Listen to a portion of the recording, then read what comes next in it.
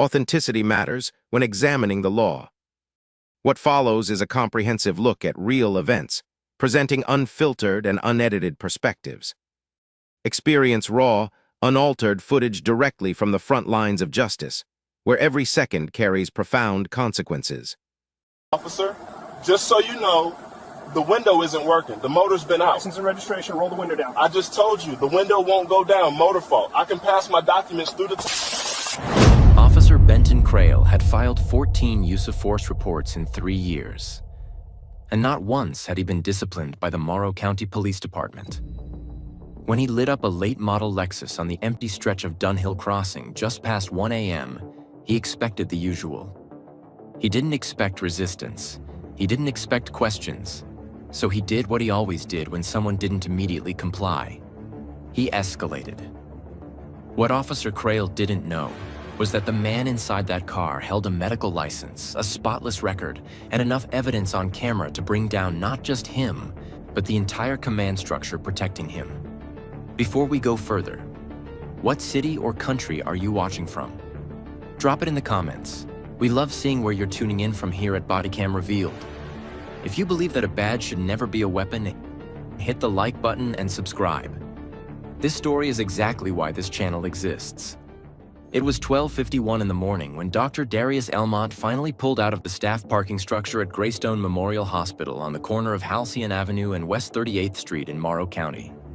He was 39 years old, a board-certified cardiothoracic surgeon with 11 years of practice, and he was exhausted in the particular way that only a 16-hour shift can produce.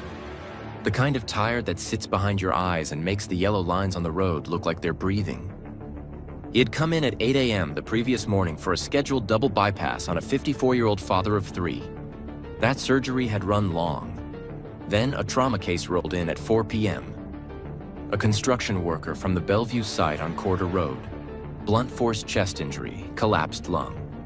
Darius hadn't eaten since noon. He had changed out of his scrubs, thrown on a gray hoodie and dark jeans, and climbed into his silver Lexus ES with one thing on his mind: getting home to his apartment on Fenmore Court, 12 minutes away, and sleeping until his body decided it was done. He turned onto Dunhill Crossing just after the light at Prescott and headed north. Dunhill Crossing was one of those roads that felt abandoned after midnight. A long, flat stretch bordered by a chain-link fenced lot on the left and a row of closed auto shops on the right.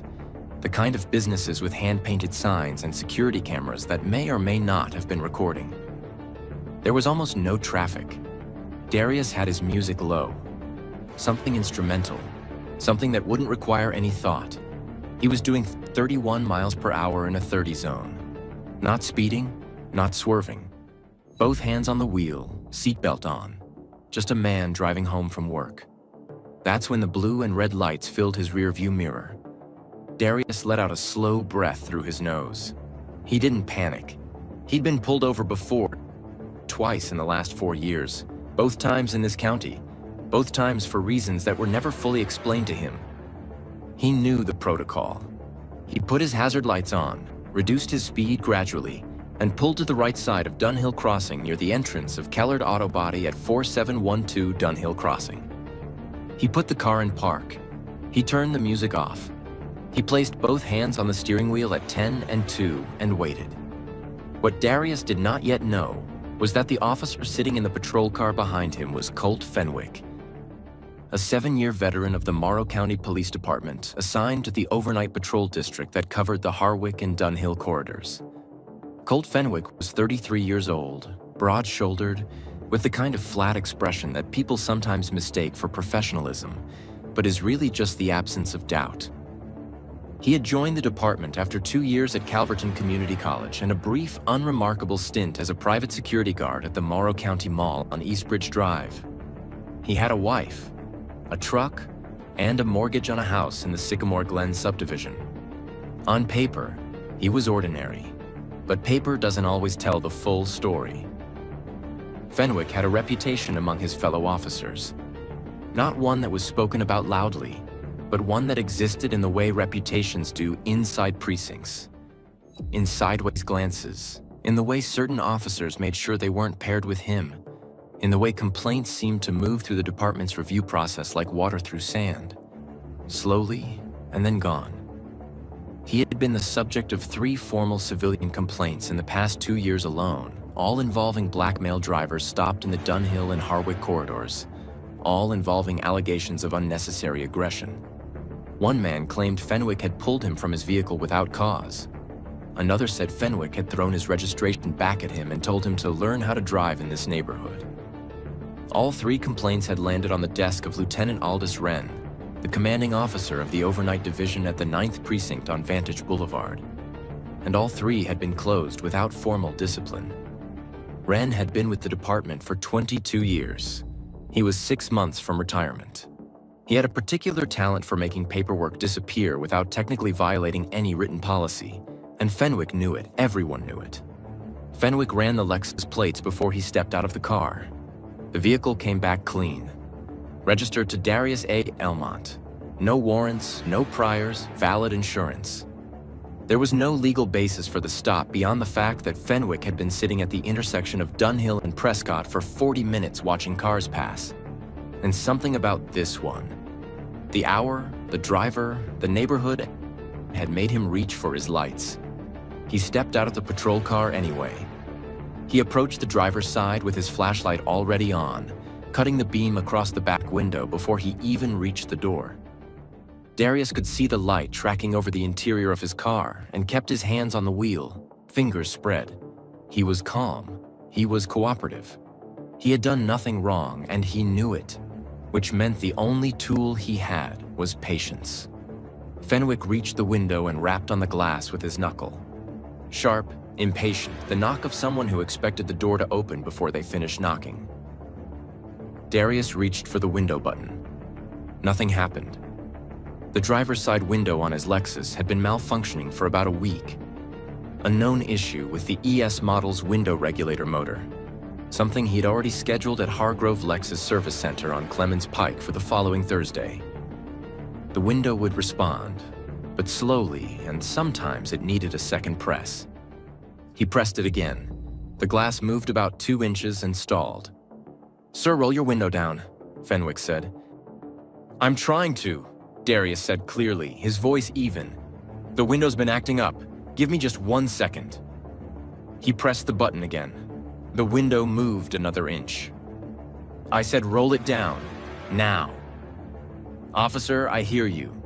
The motor is faulty. I have a service appointment scheduled. I'm not being difficult, I just need a moment." That word, moment, seemed to land wrong. Fenwick's jaw tightened. He took a half step back from the door, and for just a second, Darius thought the officer was going to wait. He thought this was going to be the part where common sense interrupted. He pressed the button one more time, and the window was almost halfway down. The baton came fast and without warning. Fenwick swung it against the driver's side window with enough force that the glass didn't crack. It exploded. Shards came inward. Darius threw his right arm up instinctively, and a jagged piece caught the back of his hand just below the knuckle line, the hand he used to operate. He made a sound that wasn't quite a word, pulled his arm back, and looked down at the blood already rising across his fingers.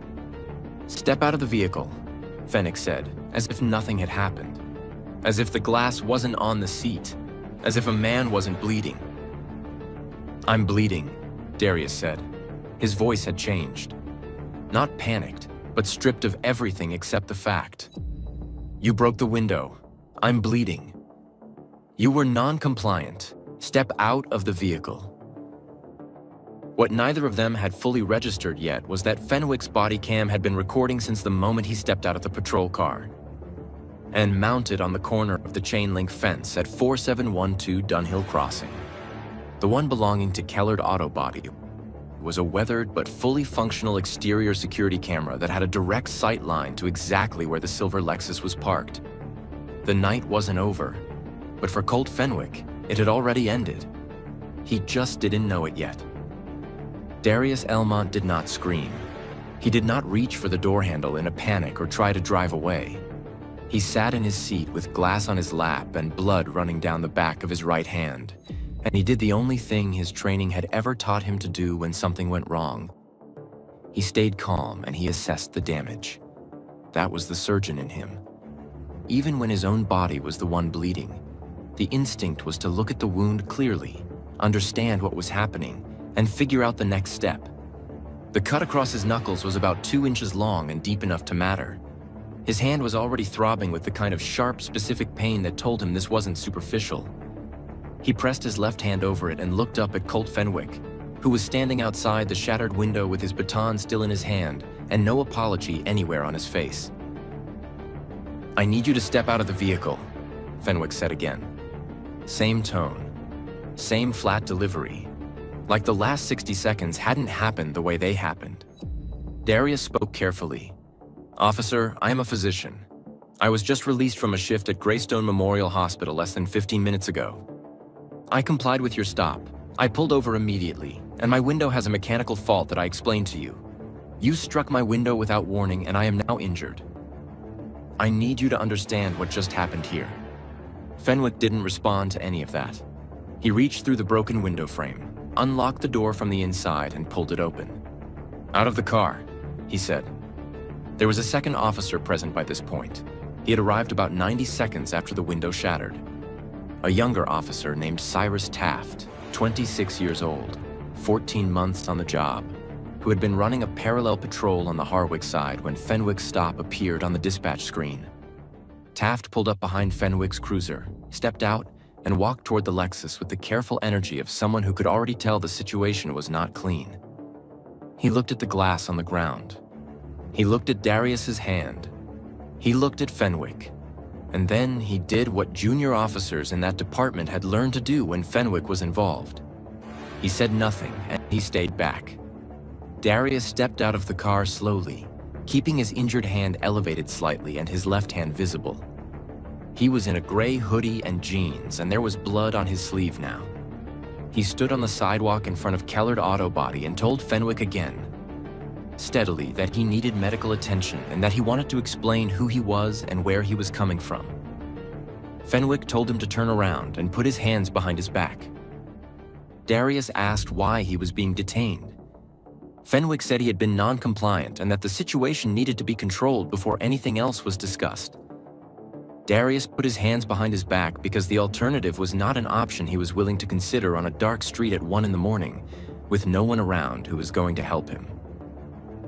Fenwick did not arrest him. He put him in a loose hold and walked him to the rear of the Lexus and told him to stand there while he went back to his patrol car. No handcuffs. No formal detention language. No explanation. Just a man with a badge deciding the pace and terms of everything, while the man he had just injured stood on a sidewalk bleeding through his fingers. What Fenwick wrote in his incident report later that night was a version of events that required a certain kind of reader, the kind who didn't ask questions. He wrote that the driver had been slow to respond to commands, that the window situation had created an obstruction to the lawful execution of his duties, and that he had used his baton to clear the obstruction after repeated requests went unheeded. He wrote that the driver had become agitated. He used the word non-compliant 4 times in 11 sentences. He did not mention that the driver was a surgeon. He did not mention that the driver had explained the window malfunction before the baton came out. He did not mention the injury to the hand in any significant way. He noted it briefly at the end, in 1 line, as a minor abrasion sustained during the stop. Cyrus Taft co-signed the report as a witnessing officer without adding any additional comments. By the time Darius was allowed to leave the scene, it was nearly 2:15 in the morning. Fenwick had run his license, run his plates again, and eventually handed him back his documents without a ticket, without a formal charge, and without any acknowledgement that what had occurred was anything other than a routine stop that had gotten complicated. Darius drove himself, with one injured hand and glass still in the seams of his seat, back to Greystone Memorial Hospital, not as a patient arriving in a panic, but as a man who walked through the staff entrance, found a colleague in the emergency department, and had the wound on his hand properly cleaned and closed. 3 sutures. The attending physician on duty that night, Dr. Simone Adesanya, who had worked alongside Darius for 6 years, looked at his hand and then looked at his face and asked him what happened. He told her, She didn't say much. She finished the sutures, and then she took photographs of the wound on her phone because Darius asked her to, and because she understood without being told why documentation mattered right now. The next morning, Darius called a medical malpractice and civil rights attorney named Nkechi Bramble, whose office was located on the 14th floor of the Caldwell Professional Building on Stanhope Street downtown. He had never needed her services before, but a colleague had mentioned her name once in the context of exactly this kind of situation, and Darius had written it down.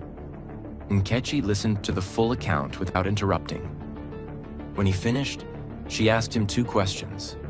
The first was whether the officer had been wearing a body cam. Darius said he believed so. The second was whether there were any other cameras in the area. Darius told her about Kellard Auto Body, the fence-mounted camera he had noticed in the brief moment after the glass had come in. Nkechi told him not to contact the police department directly and not to speak to anyone from the department if they called. She told him to get copies of his hospital records from the previous night's shift to establish where he had been and to get the suture documentation from Dr. Adesanya. Then she told him she would file a formal complaint with the Morrow County Police Department by end of business that day and begin the process of requesting all available footage under open records law. The complaint landed on Lieutenant Aldous Wren's desk at 4:47 that afternoon. Wren read it. He set it down. He had seen complaints about Fenwick before, and he had managed them the way he always had. Carefully, slowly, with enough procedural language to make inaction look like process. But this one was different, and he could feel that immediately. A physician. A named attorney. A formal records request for bodycam footage filed the same day as the incident.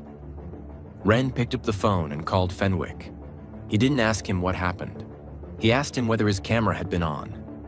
Fenwick said yes. There was a pause on the line that lasted longer than it should have. Wren told him to come in early the next morning. He didn't say why. He didn't need to. The footage hadn't been reviewed yet. The complaint hadn't gone public yet. But something had already shifted the way pressure shifts in a room before anyone opens a window. Everything that had been protected by silence and slow paperwork was about to meet something neither Fenwick nor Wren had properly prepared for. Evidence that didn't need anyone to believe it. Evidence that simply showed what happened. The body cam footage was pulled from the department's server on a Tuesday morning by an IT administrator named Gerald Foss, who had worked for the Morrow County Police Department for 9 years and had never once been asked to pull footage this quickly after a formal records request. Nkechi Bramble's legal filing had included a preservation order, which meant the department was legally required to protect the footage from any alteration or deletion from the moment the request was received. Gerald knew what a preservation order meant. He also knew that Lieutenant Aldous Wren had been in the building since 6 that morning, which was 2 hours before his usual arrival time. Gerald pulled the footage, logged it, and said nothing to anyone. Nkechi received the files 48 hours later. She watched the body cam footage alone in her office on a Wednesday evening with the door closed. She watched it once at full speed. Then she went back and watched it again at half speed, and this time she took notes. The footage was 114 seconds long from the moment Fenwick stepped out of his patrol car to the moment the window shattered. It did not show what Fenwick's report described. It did not show a non-compliant driver. It did not show an obstruction. What it showed was a man with both hands on a steering wheel, a window moving slowly but visibly moving, a clear verbal explanation being given, and then a baton swinging before the window had even stopped attempting to open. The strike came at the 67th second. Darius's arm came up at 68. The footage was not ambiguous. It was not open to interpretation. It was just a recording of what happened, and what happened had nothing to do with the report Colt Fenwick had filed. But the body cam footage was only the first layer. Nkechi's investigator had contacted Kellard Auto Body 3 days after the incident. The owner, a man named Pete Rourke, who had run that shop on Dunhill Crossing for 19 years, confirmed that his exterior camera was functional and had been recording continuously on a motion-triggered loop that saved and stored footage for 30 days to a cloud-based system he had set up after a break-in 2 years prior. Pete Rourke did not need a subpoena. When Nkechi's investigator explained what they were looking for and why, Rourke pulled the footage himself and handed it over the same afternoon. He had watched it before he sent it. He didn't say much about what he saw, but when the investigator thanked him, Rourke said simply that he had a son who was 24 years old and drove a dark car, and that was all he said. The Kellard camera angle was wide and slightly elevated, mounted at the corner of the building's roofline. It captured the entire stop from a perspective the Bodycam couldn't provide a full view of Fenwick's body, his positioning, his movement, and the timing of every action he took. When Nkechi laid the two recordings side by side on her editing software, synced to the same timestamp, what she had was not just evidence. It was a complete dismantling of every word in Colt Fenwick's incident report. The Kellard footage showed Fenwick stepping back from the window not to give Darius space to comply, but to create distance before the strike. The motion was deliberate. It was the movement of someone who had already made a decision. The window was still moving when the baton came down. Nkechi filed the civil lawsuit against Colt Fenwick and the Morrow County Police Department on a Friday morning. By Friday afternoon, a local news producer at WKMR Channel 7 had received a tip. By Friday evening, the story was running. By Saturday morning, both recordings had been obtained by 3 separate media outlets and were playing on a loop across every local broadcast and most national ones. The public saw what Nkechi had seen: a surgeon, a faulty window, an explanation, a baton, and a report that called it non-compliance. The department released a statement Saturday afternoon saying the incident was under internal review and that it would be inappropriate to comment on active litigation. The statement used the words thorough and transparent and committed to accountability. It did not mention the 14 prior use of force reports. It did not mention the 3 civilian complaints that had been closed without discipline. It did not mention Lieutenant Aldous Wren, but someone else did. A former officer named Dale Cutler, who had left the Morrow County Department 18 months earlier and relocated to a job in a neighboring county, gave a recorded interview to WKMR on Sunday. He did not shout. He did not perform outrage. He spoke in the flat, steady tone of someone who had been waiting for the right moment to say something true. He said that complaints about Fenwick had been known inside the precinct for years. He said that Lieutenant Wren had a practice of sitting on paperwork until complainants gave up or moved away. He said that at least 2 other officers had raised concerns internally and been quietly reassigned. He said none of this was a secret inside that building. It was just never supposed to become a secret outside of it. By Monday morning, the story had a second layer that the department had no statement prepared for. Darius Elmont gave one interview. He sat across from a journalist at a table, his right hand resting in front of him, the 3 suture marks still visible across his knuckles. He did not talk about anger. He talked about the 16-hour shift. He talked about the patients he had treated that night. He talked about sitting on that sidewalk on Dunhill Crossing with glass on his clothes, asking for a reason and not getting one. He said he didn't want to be a symbol. He said he just wanted what the footage already proved, that what happened, happened, that the report was false, that someone had tried to rewrite 67 seconds of reality with a paragraph of paperwork, and that it hadn't worked. The footage had already made sure of that. Colt Fenwick was placed on administrative leave the same Monday. The story went national. The department announced it in a 2-sentence press release that said almost nothing, and was designed to say almost nothing, the kind of statement institutions produce when they are reacting to public pressure rather than acting on principle. There was no apology in it. There was no acknowledgement of what the footage showed. There was just the word leave and the phrase pending investigation and a period at the end that was supposed to make it feel final, when it was really just the beginning of something the department had no roadmap for. The internal affairs investigation that followed was not the same kind of investigation that had swallowed the previous 3 complaints. This one had cameras watching it. Nkechi Bramble had made sure of that. Her legal filings required the department to document every step of the review process and produce records at each stage. There was no slow paperwork this time. There was no quiet reassignment. There was a file, and the file kept growing, because once investigators were actually required to look, what they found was not isolated. It was a pattern with dates attached to it.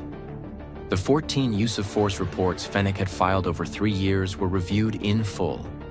11 of them involved blackmail drivers stopped in the Dunhill and Harwich corridors, most of them late at night, most of them for stops that had no clear legal basis documented in the paperwork.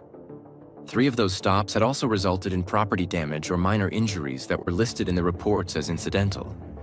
2 of the men involved had filed complaints. Both complaints had been closed by Lieutenant Aldous Wren within 30 days, marked as unsubstantiated, with no interview of the complainant recorded in either file. When Internal Affairs investigators went back to contact those 2 men, one of them had kept every document from his original complaint in a folder in his kitchen drawer. He had never stopped believing someone would eventually ask. Lieutenant Aldous Wren retired abruptly on a Wednesday, 11 days after the footage went public. He submitted his retirement paperwork in the morning and was gone from the building by afternoon. The department accepted it without comment. But retirement did not close the door that the investigation had already walked through. Internal Affairs referred his handling of the prior complaints to the county prosecutor's office for review of potential misconduct in office. Wren hired an attorney by Thursday. Colt Fenwick was terminated from the Morrow County Police Department on the following Friday, 22 days after he had swung a baton through a surgeon's window on Dunhill Crossing. The termination letter cited conduct unbecoming an officer, filing a false official report, and use of excessive force. 3 days after his termination, the county prosecutor's office announced that Fenwick had been charged with second-degree assault and filing a false police report. He turned himself in at the Morrow County Courthouse on Stanhope Street on a gray Thursday morning, said nothing to the cameras waiting outside, and was released on bond by early afternoon. The civil lawsuit filed by Nkechi Bramble on behalf of Darius Elmont was settled 8 months later. The terms were not fully disclosed, but sources familiar with the agreement confirmed the settlement was substantial. The Morrow County Police Department did not admit liability in the settlement language. They rarely do, but the dollar amount and the speed of the agreement said everything the words refused to. Darius donated a portion of the settlement to a legal defense fund for civilians who couldn't afford representation in excessive force cases. He did it quietly, without a press conference. His name appeared in the fund's acknowledgement section in small print, the way he wanted it. The department announced a reform package 6 weeks after the footage went public, under pressure from the county council and a coalition of community organizations that had been pushing for oversight changes for years before Darius Elmont's name was ever in a headline.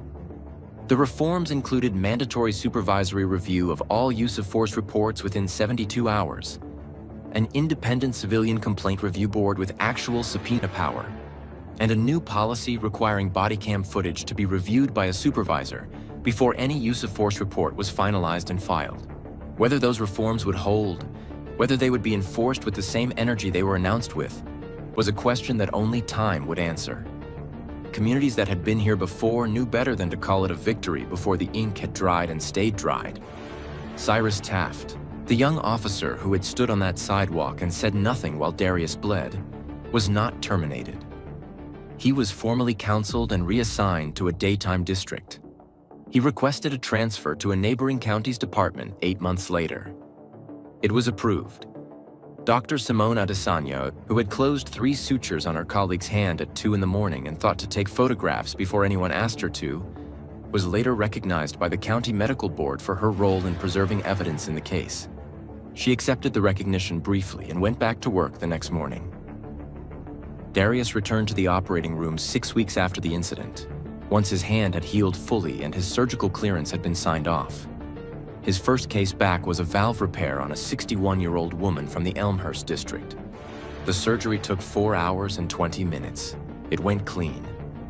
He drove home that night on Dunhill Crossing because it was still the fastest route from Greystone Memorial to Fenmore Court, and he was not willing to let one man's cruelty turn a road into something he feared. He drove the speed limit, both hands on the wheel, window still scheduled for repair. Some things a camera can fix, some things it can only record. If this story stayed with you, share it with someone who needs to see it. Every view on Bodycam Revealed is another story that doesn't get buried. Hit the subscribe button so you never miss what we uncover next. Every story has two sides, but the truth remains singular. We are here to hold power to account, letting verified records do the talking. The documents simply do not lie. Thanks for watching and supporting independent media.